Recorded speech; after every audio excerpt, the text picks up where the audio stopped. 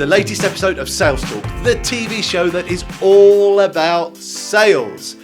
In this episode, we are talking about pipeline management, and we are talking about using your sales pipeline to prioritize your sales activities to become more successful at selling and make more sales. Sounds a good episode, right? Well, it is. We're going to be talking about all sorts of things, and you're going to see my special guest very, very soon. Some of the frustrations that I hear from people about sales pipeline management is actually it's just not relevant to me, my type of business. I hear people talk about, well, it's just admin. No, it's just me sitting down at my computer, and actually stops me selling because it's admin time. And the other one I hear is that people just don't understand it. Now, what I want to do in this episode is take away a lot of that frustration and misunderstanding. And through a conversation with Clare from Brew, we're going to show you some ways that actually sales pipeline management is a straightforward activity, and how specifically it helps you fill your sales funnel with the right opportunities and helps you prioritize the time you spend on sales. So watch the episode with Clare and come back to me in a little while.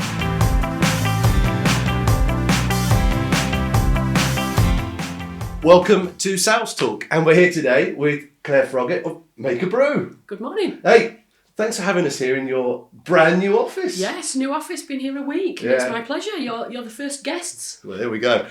So, Clare, people might not know you. Just tell them a bit about your business before we kick off. My business is called Brew because I believe all conversations and problems get solved first with a brew, so it's a good starting point. I specialise in branding and making people use their brands consistently and market them to generate more sales and grow their businesses. Lovely. Well, that's great. And we've had a brew, right? We've already had a brew, so I can vouch for what Clare says. So this episode of Sales Talk, we're looking at sales priorities, how we prioritise our sales activities. Mm-hmm. And I'm really interested in a business like yours because you probably work in a space that has potentially a lot of opportunities or perceived opportunities. Mm-hmm. Everybody needs a bit of branding, everybody needs some advice and some help.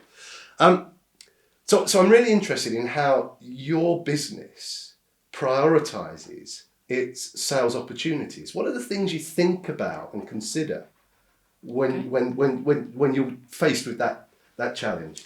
Well, for a start, it's about looking in the right places. So networking opportunities. I do a lot of things face to face because I like that people connection. Yeah.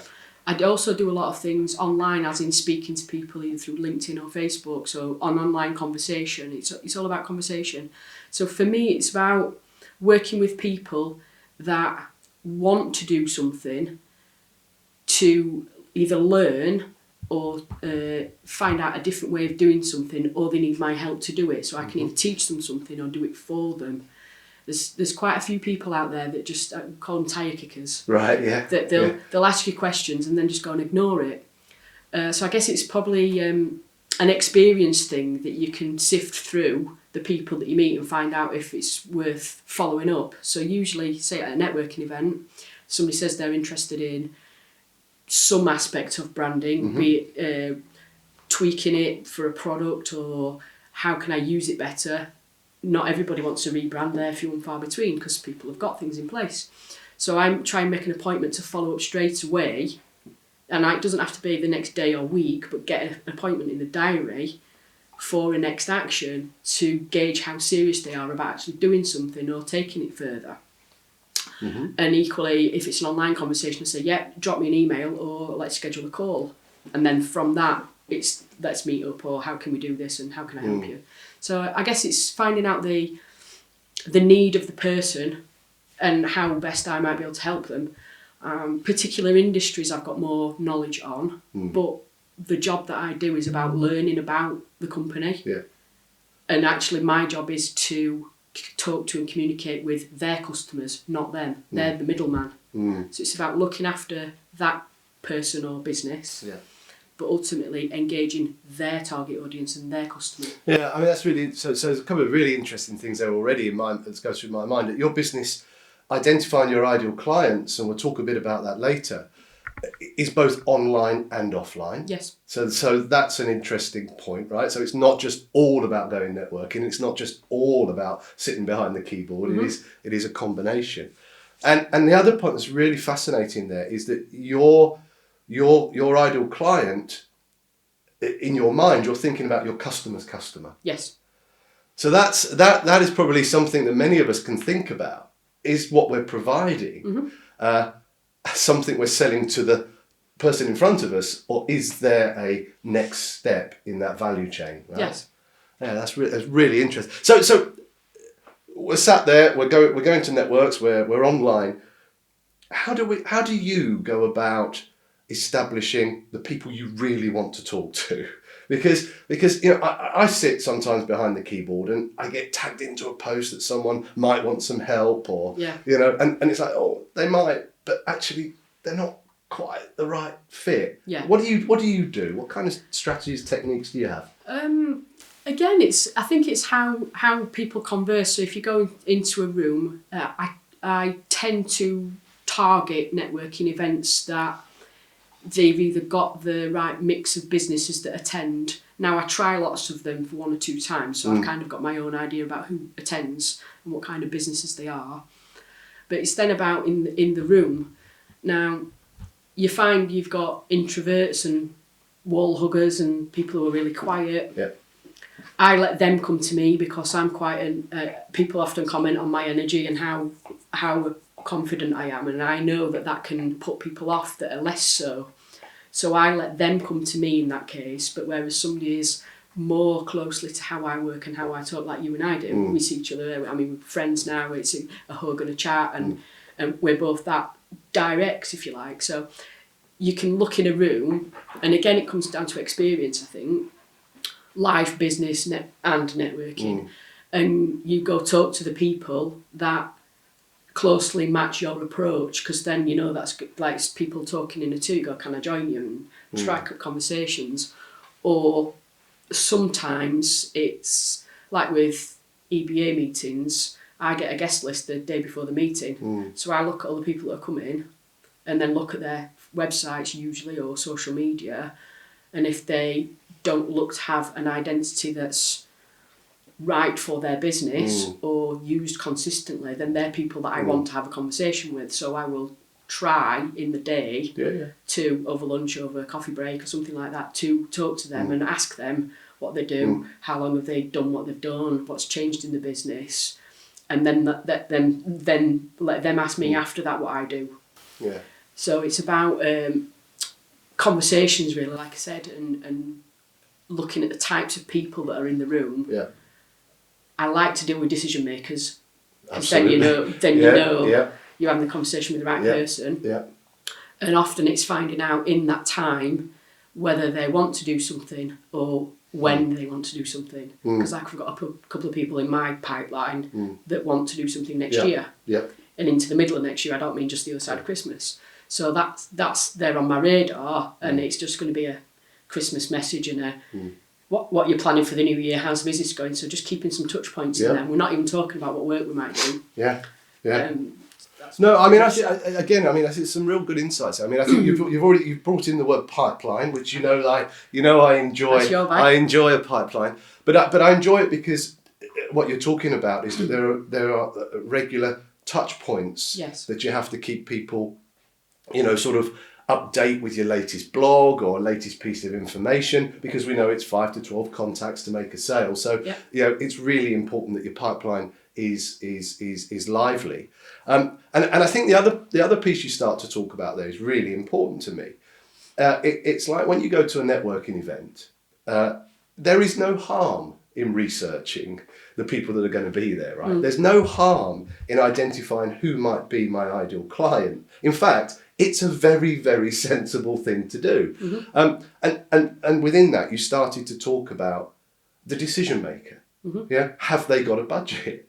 Are they able to spend the budget? My 3 qualifications out of suspect to prospect in Spankot, right? Yeah. And So I think in that real life environment, you can very quickly filter down from an S to a P. Yes. So those follow-up conversations you have are with people that are more likely to buy from you than those that aren't. So I think the way you go about that is really interesting, because it's almost like, is it best to have 100 suspects or 25 prospects? Personally, I prefer the 25 prospects, because a suspect has got potential to buy from you, but when are they just getting information out of you so they can take it and do it themselves? Now, I don't mind that. I don't mind educating people. I think the more people that are aware of the ins and outs of branding, what a brand is, or certain aspects of marketing or business. I think because when you run a business, you can always impart some knowledge on somebody else or them on you because of the way they do something. Yeah. But if you've got 25 prospects, you know they're in the market for what you have to offer. Yeah. You've identified their pain points or what their problems are, and your solutions can address them. Yeah. Whereas with a suspect, you're trying to find the people that have got the problems that you can address. Yeah. So I think I would much rather the 25 that I know have got issues that I can help with. Yeah, and I think that's really good advice to anyone watching this, right? The quicker you can get from an S to a P, the more likely they are to become clients. Because as a business owner, we have shapes in the sales funnel. We have that feast and famine. That feast and famine, as I've described it a few times, is about when you're particularly busy in delivery mode. Yes. So you're not thinking about feeding the funnel, or you're feeding the funnel and you're not doing any delivery. Yeah. So we get those months where cash flow is difficult. We get that months where actually our pipeline is not serving the purpose that it's there for, to give us visibility of what we're pulling through. So with that in mind, that we've now got this wonderful 25 prospects. Time is still your challenge, right? So what is your way of establishing which ones of those are going to get Clare time? Again, it's $1 million question, that I think. It's an ongoing struggle for me, admittedly, of balancing that time where you're prospecting or generating leads and prospects and taking them through the pipeline, or actually delivering the work. Some weeks for me it's all delivery and very little development, and then some weeks I'm not even in the office because I'm out having meetings, and one-to-ones for me are brilliant because you get deeper time to speak to somebody. So it's trying to get the balance, and I think it's going to be an ongoing struggle. Certainly for my business, it's going to go in peaks and troughs. It's about, I think, using automation or using the different tools that you've got out there that can make touch points to keep a pipeline live and keep in contact with people where actually you're not doing it at that time. I think you need to still do it directly and yourself and not have it all automated. But I think there's certainly lots of tools out there these days that can support that. So maybe while you've got a schedule of heavy delivery work, you let some of the automation do the prospecting, so scheduling posts on social media, for example, or you have an email chain. So each week a piece of information or education is going out there to your qualified list of email contacts. So I think there's definitely ways that technology can help you achieve that balance. I mean, I think that's really, really good advice. So if you are a business owner and because of the shape of your pipeline, you've got quite a lot of delivery, i.e. doing work for people coming in the next month, then set up some form of automation of lead generation activity, prospecting, helps you ensure that you're, whilst you're not physically in the room because you're doing other things, you're still doing that marketing activity, that prospecting activity that is building the next tranche of opportunity. So I think that's really good advice. I think another thing that I employ is using strategic relationships, like collaborations with other people. Like I work very strongly with Clare at Raspberry Flamingo as a copywriter and content writer. We often work on projects together and simplify it in, she does words, I do pictures. Great idea. And other partnerships like that. So then if she's at an event, she will be looking for opportunity for me as well, and I don't have to be there, and vice versa. So I think there's, again, interpersonal relationships that you can use to help support your business and your pipeline, and kind of help work a little bit on the prospecting and suspects whilst you're doing delivery. And it's all about balance. Yeah, and this is the reason why Sales Talk kind of exists, is that we share our experiences, and I think you're giving so much value and insight through here that anybody that's struggling with time, this is a really good show to just sort of watch and look back on, because I think there's some really, it is about trying to find that balance. Yeah, it absolutely is about trying to find that balance, and then that big client comes in and it can change that balance so dramatically, right? Because all of a sudden your whole resource is invested in that big client, and we all want the big clients. Yeah, you need all clients. It's like that old analogy where you put a load of marbles in a glass jar. It's full. Well, is it? You put some sand in it as well. How much more have you got in the jar? Yeah. So it doesn't matter to me whether you're classed as a big client. So, for example, a well-established SME, for example, turning over 6 figures, or you're a start-up. Yeah. I will treat you exactly the same, because your work is as important to me as their work. Well, let's explore that a bit, because I think this is the sort of place that I'd just like to drill a bit. And it's a bit of a challenge. Yep. Right? Is that true? So, what I'm now not looking for you to do is to turn off loads of ideal clients that in any way. But is that true? That everybody's the same? So if we think about your ideal client, your client personas, how do you use those? And by using them, how can you say that everybody's the same? Or do you treat them differently? I treat them differently in terms of, I always establish at the beginning of a relationship how is best to communicate. So we agree that, because I pretty much use Facebook Messenger, WhatsApp, text message, call, email. I can use them all, whereas a lot of people have a preference as to which one. So method of communication or regularity. So some people just say, right, I want you to get on with it, leave you to do it. Other people want a little bit more hand-holding or touching base. Right, this is where we're at now. There's a draft of, let's say, it's a piece of design work. There's a draft, what do you think? So they're getting some more input. What I mean by treating everybody the same is it doesn't matter what piece of work I'm delivering, right? You get the same priority. Yeah. And it's about managing expectation and scheduling that work in so that every project is moving on. It's just the way that you communicate with those customers, that's depending really on their preference of. Yeah. Some people want to be left alone, some people want involvement, some people need hand-holding, I call it. Yeah. They want things explained to them. I've got one client who doesn't want to know, not interested. Just do it. Let me know when it's done. And wants really distant, because that's how she prefers it, and that's the level of trust we've got. I mean, that's great. I mean, great answer. And one of the things that really resonates with me here is this piece about managing expectations, right? So we've been talking about how do I prioritise sales activities if we're on our own and we're in delivery and something comes in.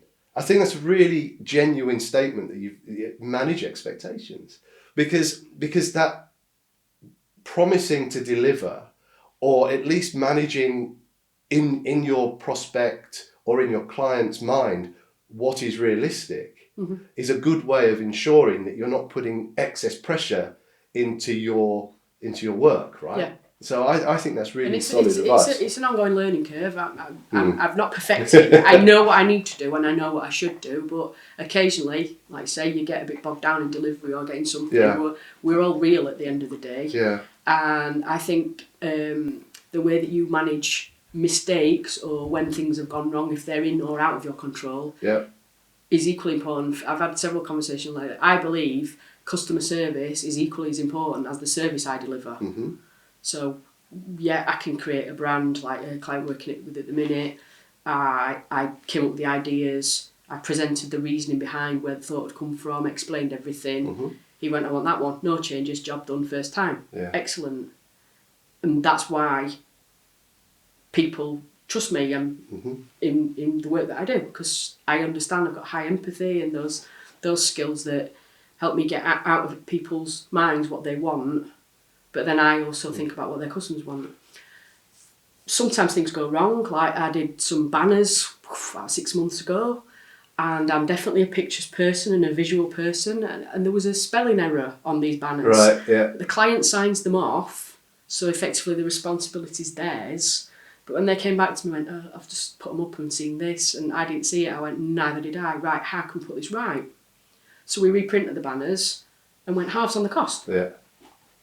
So it's about suggesting a solution as to how to fix things, because things will go wrong. When you're not a computer, you're human, you make errors. And the customer makes errors as well, but I feel it's best to work with the client to put things right, as well as trying to do everything up front to prevent things not happening wrong. Yeah, and I think this is really interesting as well, because what you're also talking about is the value of a pipeline for repeat business. Yes. Right, so a pipeline, we can talk about it generating new business, but actually when people come out at the bottom of your sales funnel, and Spancop is my one, it's almost like, are you finished with them? Well, in reality, what you're describing is that if you've trekked them right all the way through, it's a relationship. They go back up to the top for something else. Yeah. And then that starts to feed that. So I think this is great. I think this is really, really, really helpful, because I think I got a question just as we close out. We're at the end of 2019. Yes. How are you using a sales pipeline to get a view for what 2020 looks like? I've set my business plan up a level on what I want to achieve from a turnover point of view, and the amount of days I want to work, for example, and the kind of work that I want to do. Good. And I often work backwards, so I go, what's the end result, and then how we're going to get there. So for me, my sales pipeline, I know what type of people, businesses, and what type of projects I need to target that are going to achieve the figures that I want to work with to generate, but also the type of work that I want to work on, because that's where my passion is, and that's branding and all its aspects of. And educating people about branding, and you don't book a holiday and not figure out how you're going to get there. And that's what business and marketing's about. And building a brand, you need to know how you're going to build it, where you're going to build it, and for who. So that's where my pipeline for 2020 is evolving. It's not set yet, but it's got targets, and I know what type of things I'm going to be selling, and then I know what type of people I need to target to fit those. That's great. I mean, that's great. And anybody that's watching this show, you should be building your plan from that premise. What do I want to achieve? Who do I want to talk to? How am I going to get there? And how many do I need? And so a product plug in the sales mindset coach product range, there is a target setting calculator that can help get the numbers right. So if you don't know the level of detail that Claire has about what she wants to achieve, the target setting calculator will help you have that absolute clarity about what your numbers need to be for your planning purposes. So this has been really magic, right? So we've gone through so much about how you use your pipeline, not only to meet people and grow business, but prioritize business, how you manage expectations of clients, how you then use the pipeline to not only win new business, but create a life cycle of clients. And of course, we heard so much about your passion for branding. Yes. So look, just as we're closing out the show, just remind everybody who you are and what your business is, and that's fine. And look, the secret's out. But I think anybody that's been watching the show has probably known that we've had some company here today. But it's been lovely. Claire, tell everybody about your business. Yeah, like I say, Make a Brew. It's honest. It's me. What you see is what you get. Yes, I do have an excited Springer Spaniel that's wanted to be in on the show today, but it's about connecting with people, and I love to help people. If I can help you create, build and develop a brand, or I can teach you a marketing technique, or how to plan, or how to use a tool then that's what I'm all about. It's about building my business, but equally, if I help you build yours, that builds mine in return. Brilliant. Well, thanks ever so much again Pleasure. for your time. Thank you. I hope you all enjoyed Sales Talk this month. We're back next month with a brand new episode, but from me and Claire, enjoy yourself. Thank you.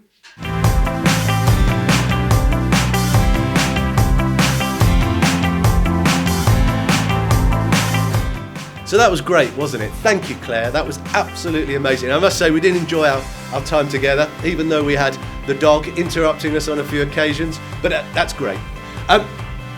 So there was so much value there, wasn't there? There were so many learnings, and I just want to highlight a few of those benefits that we spoke about using the sales pipeline to prioritise your sales activities. You know, one of the key ones that came out is just follow up. You know, the sales pipeline really, really helps you identify when somebody is ready to be followed up.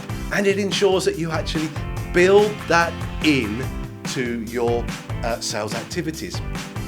Sales pipeline management, we heard from Claire, it helps you focus on your best opportunities. You know, so focusing on the best opportunities is really important, with a critical point to add to that you just drop the leads that aren't good leads, because it's just filling up data, funnel space, time, mind share, whatever you want to call it. And one of the big things that came out of that for me as well was actually knowing what your next step is. And I think that's really important, that sales pipeline management gives you that clarity so you actually work your way through. Loads and loads more benefits in there. Next week, Dan. Used to be. Yeah. So, next things you've got to do.